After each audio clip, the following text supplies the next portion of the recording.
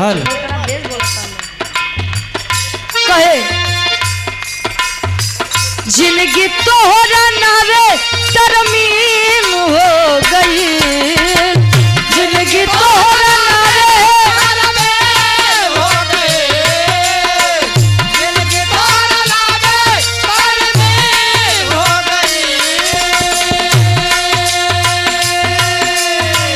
तरमीन उर्दू शब्द है। तरमीन का मतलब रजिस्ट्री हो जाना। वाह लिखा पढ़ी हो गई। वाह कहे जिंदगी तोहरा नावे तरमीन हो गई, जिंदगी तोहरा नावे हो गई। क्या बात है। तू याद न करेलू हम मुलाकात नहीं थी, माहुर लागेला खाना कहियो खात नहीं थी।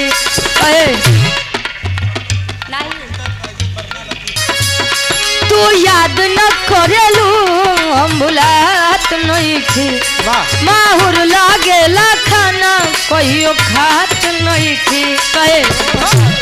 कके गईलू हमरा के बेसहारा,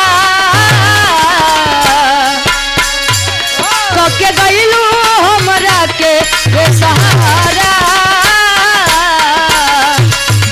अभी तो के याद कके जा,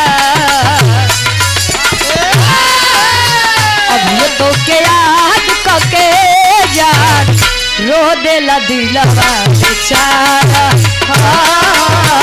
अभी तो के याद कके जा, रो देला दिलवा बेचारा।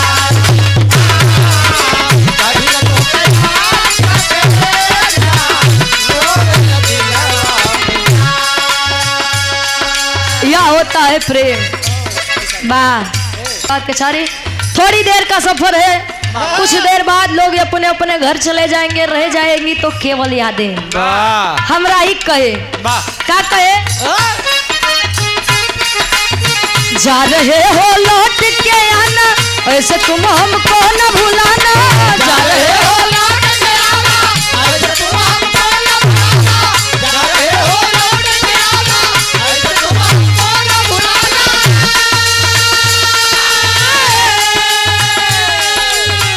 हम तो तेरे आशिक,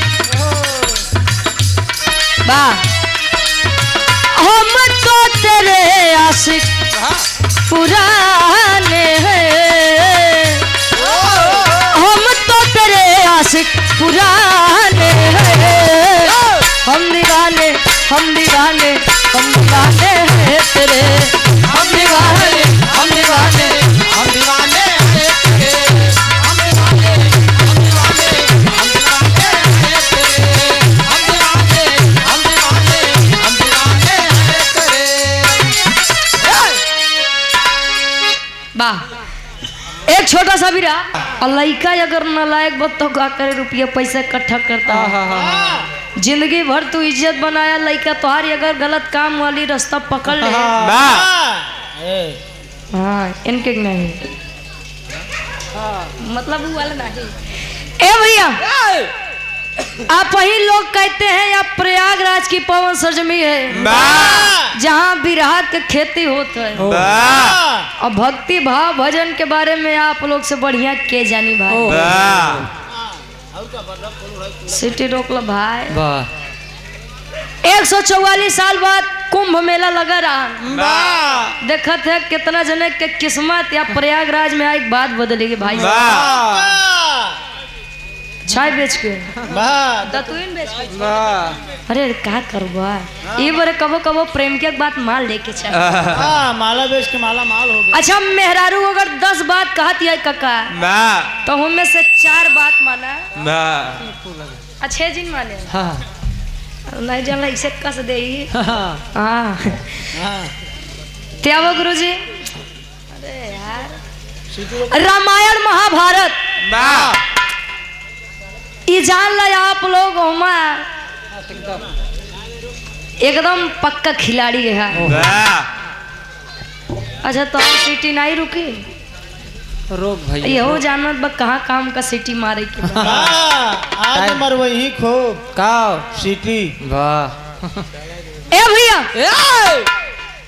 एक खानदानी भी रहा सभी प्रकार के समाज के लोग बैठे हैं यादव समाज के लोग बैठे हैं हर एक जात बिरादर के लोग बैठे हैं एक खानदानी भी रहा वीर रस के भाव में आशा नहीं पूर्ण विश्वास में अच्छा कई कलाकार हैं जब प्रयागराज में कार्यक्रम होता है अगर वीर रस हम गा दें या कहानी गा दे तो क्या कही है ई वाली कहानी बिटिया जब यहाँ से डाका करा भदोही साइड ये सब तब गावत करा हम ही नहीं समझित कि भदोही वाले कुछ और खाते नहीं आप लोग कुछ और खाते अगर गवैया बढ़िया बा उ गाय के ठीक बा गाय की नहीं समझ में आवे लेकिन अगर वो बढ़िया से वार्ता समझाए लगे तो समझ में कहानी आई कि नहीं आई कि आप लोग कसम खा लिया हुए रामायण हुए महाभारत क्या भैया एक छोट सा भी रहा खानदानी भी रहा हाथ जोड़ के विनम्र निवेदन बा देखा बिरा एक होई हमारी तरफ से वारों से काहे को करे बाद लोग अपने अपने घरे जाइए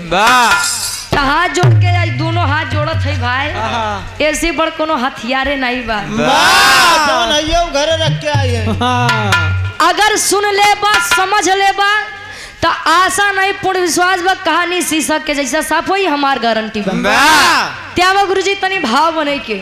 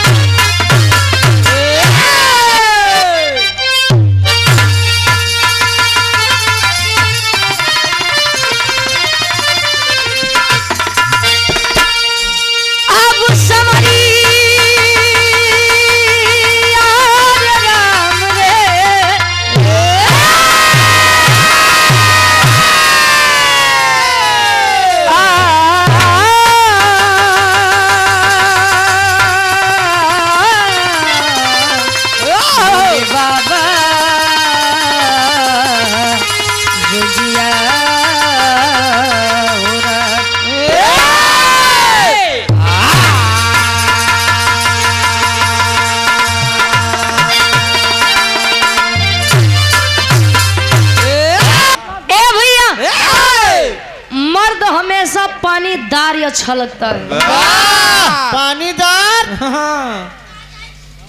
काहे बदे जानो थे मर्द पहले के लोग कहे कि रघुकुल रीति सदा चली आई मेहरारू पर जुलुम ढहाई नहीं कि ना मर्द हो तू ढहावत है कि नहीं नहीं आपके चुप रहा कहे रघुकुल रीति सदा चली आई प्राण जाई पर वचन न जाई बात खातिर मरी जाबू चली जाए लेकिन बात कटे के नहीं चाहिए अच्छा आज अगर घरे में 10 सदस्य हैं तो मैं 4 पानीदार मिली है बाकी 6 तो ऐसे मिली है कि सुबेरे का कहते हैं संझा का हो जाए क्यों नहीं जानत वीर चाहे तब के हो वीर चाहे आज के हो उन वीरों के लिए कवि की कलम लिखती है क्या लिखे 4 लाइन भूम क्या के अंदर से आवा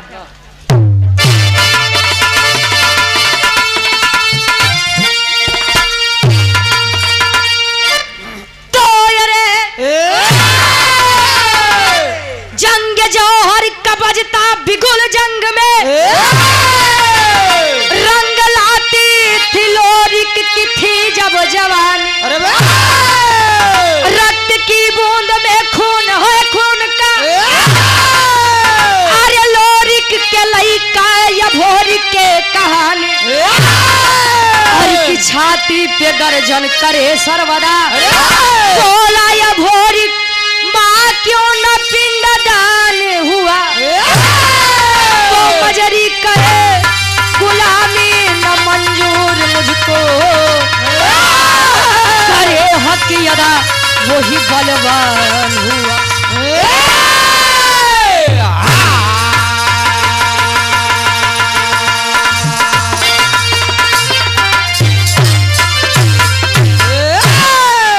अरे जंग जोहर का बजता बिगुल जंग में रंग लाती थी लोरी की थी जब जवानी अरे रक्त की बूंद में खून है खून का लोरी के लइका या भोरी के कहानी।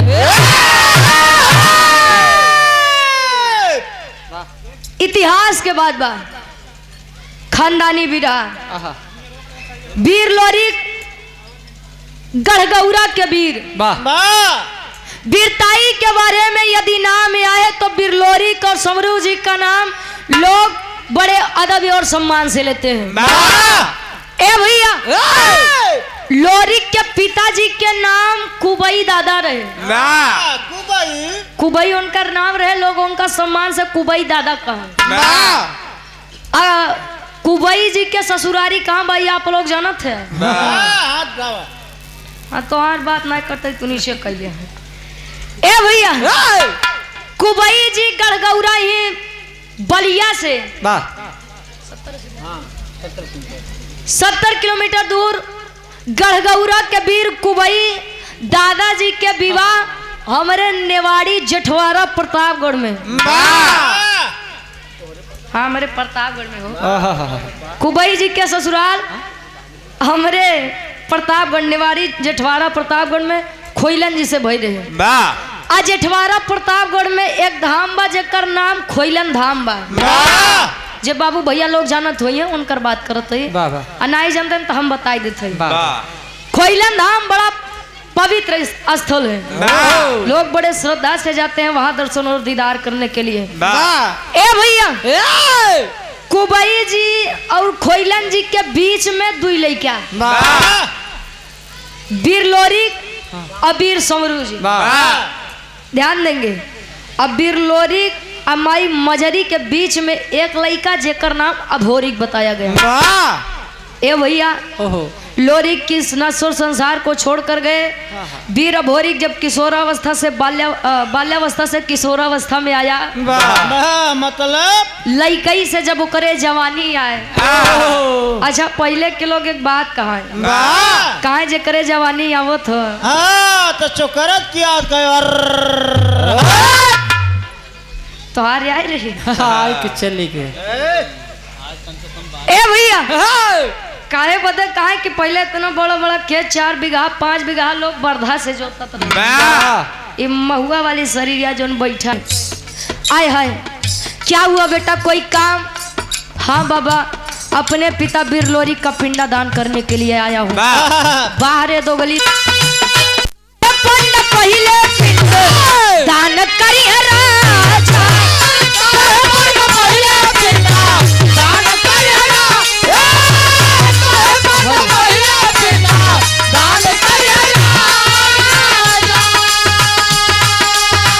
जबरदस्ती करबा बच्चा रण में मार जाबा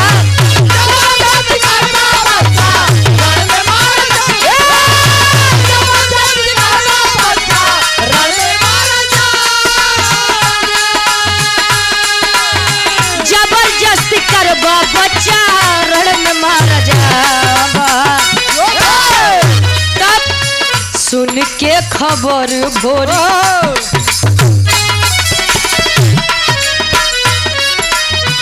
सुन के खबर भोरी तन में गुस्सा आया शशिधर पंडा से बातें लड़ाया।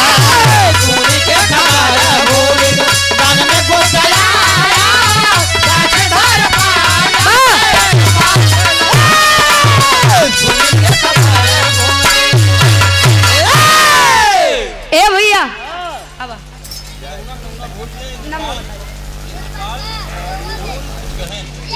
आदरणीय बाबूजी हाँ ये 100 रुपए देकर सम्मान किया, आशीर्वाद के चारी के हम बच्चे अपनी कला में कामयाब रहे। ए भैया चल जाओ, नहीं तो तुम भी मारे जाओगे, मैं भी मारा जाऊंगा। मतलब बेटा देख, तू लोरी के लड़का है, ये बदे तो समझावत है बेटा। उ पिपरी के राजा सुरपति अगर जान जाई तो नहीं तोहे छोड़ी नहीं हमें छोड़ी। चल जा। बाकी बाहर वीर निकाल के तलवार गर्दन पे रख दिया। ए बाबा, ए बाबा, पिंडदान करवाएंगे कि नहीं करवाएंगे? करवाएंगे कि नहीं करवाओगे कि ना करवाओगे? बोल। ए भैया अब बेचारा शशिधर पंडा खड़ा वो बैठ गया बा। हाँ लगा नहीं रही। कह बे साला पिंडादान नहीं करवाऊंगा तो ये मार देगा, पिंडादान करवा दूंगा तो वो मार देगा। वो साला मार दे। वो का मतलब सुरपति मार देगा। कहीं चला जवन सामने पड़ा पहले उसका देखा, बाद में देखा जाए। पिंडादान करवा दिया। लोरी का पिंडादान हुआ। बिहार के बाद तिहार छोड़ दा। अब यार दोनों लोग आपस में बात कर रहे थे। आखिरी बाबा सुरपति हा के बड़ा सारे चर्चा सुने यही क्या। अब वो हर खबर पिपरी में पहुंची कि ए राजन, ए राजन बढ़िया सिंहासन लगाई के बैठा है, बैठे रहे। कल का आया 21 वर्षीय बालक आपके नियमों का उल्लंघन कर रहा है। कौन हरे? कौन है रे? ए भैया खबर भिजवा दो, फौज तैयार करो, इस साले को नहीं छोड़ूंगा। नहीं छोड़ूंगा। घोड़े पर सवार हजारों की फौज लेकर आया सुरपति बनारस के धरती पर। सुरपति का देखे तो लगे शशिधर पंडा ही लेकर जा सारे ते तो मरबे करबे, हम ले जाबे। अपने मेहरारू के एकलौता मरद है। ए भैया उठ के शशिधर पंडा भागत बा। वीर भोरी पकड़ के कुर्ता खींच ले से कहाँ जाते यार? बैठिए। जब बोले वीर भोरी के कुछ नहीं हुई तब बोले तो कुछ ना हुई, बैठा। देखा एक सारे के आज हम काम तमाम कर तेरी के भाव में कभी जी लिखते हैं कैसे।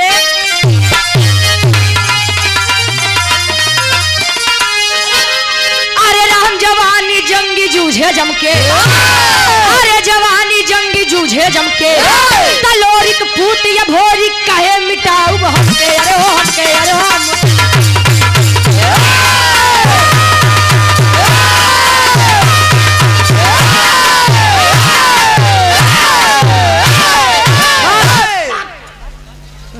ए भैया कहे लोरिक पूत भोरी कहे मिटाऊ हमके, जवानी जंगी जूझे हमको मतलब अहंकार, अहंकार घमंड।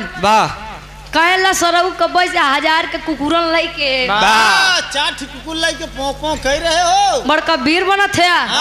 आजे तो तोहर पता लागे कि कितना पानी में तू ए भैया एक तरफ हजारों की फौज लिए सुरपति घोड़े पर सवार, और एक तरफ अकेला 21 वर्षीय बालक वीर भोरी खड़ा है। जोने समय वो तेगा तलवार भाजे सैकड़न वीर तो ऐसे धराशायी ही हो जाए। हमरे बिरहा के गुरुजी आखिरी गीत लगत बा, कौन लड़की बतावे का।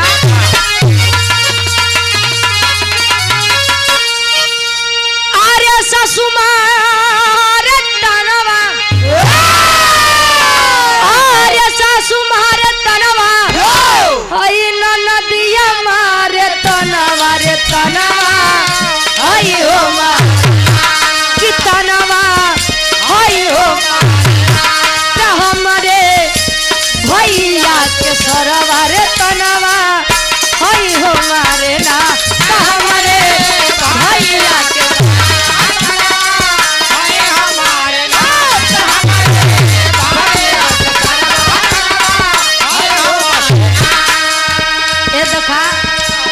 हंस के आप लोग आग न लगाव जाया। ई लड़की कहे हम अगली पार्टी के कुछ नहीं खाती भाई। ए भैया ये तो दुल्ही बतावे, लेकिन खैर ये तो बात के बाद बा भाव पर गौर करेंगे। बिरहा में वीर भोरी करत बक्का सब जानो थे। आ भैया कहे अरे लोरी के पुतवा गरजा, लोरी के पुतवा गरजा, वीर बाला बनवा जनवा आई के जनवा आई के तकुदा जंग मय धनवा रे जनवा आई के मर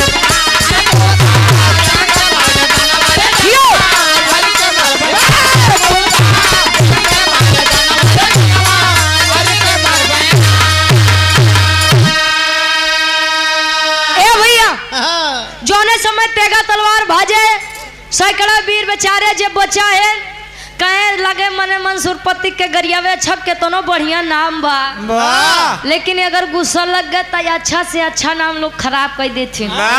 लगे बेचारे जे 150 बचा है लगे गरियावे जा सारे सुरपतिया सारे तोरे वंश नाश हो जाए, सारे तोरे चक्कर में अपन जान न गवाल जे इन्हन तो पागल रहे जो तोरे चक्कर में सर उमर ही गए। हम तोरे चक्कर में अपन जान नहीं गवाऊ। ए भैया 150 बेचारे बैठे हैं लंबा लंबा लेट गए। अब यार मारत काटत काटत मारत मारत काटत मारत काटत मारत काटत मारत काटत मारत काटत मारत नाग मरी लाई तो मन मत। ए भैया पहुंचा सुरपति के पास, घोड़े पर सवार सुरपति का कॉलर पकड़कर खींच लिया। उधर उधर नीचे उधर साले काट लूंगा तेरा कहा मुड़ी। अच्छा ए भैया खींच लिया नीचे। आज वीर भोरी सुरपति के मोहे पे करिखा पोताई के गदहा पे बैठाई के ऐसा कोनो स्थान नहीं बचा जहाँ सुरपति के घुमाए नहीं हो। धोबी घाट छोड़ के। अच्छा धोबी घाट कहाँ छोड़ी है? लादी के ढोआ। अच्छा तो वहाँ समय में के गदहा रहा बड़ी साट रही। ए भैया इतना अपमानित होने के बाद बनारस के धरती पर तीनों बैठे हैं। अरे कहे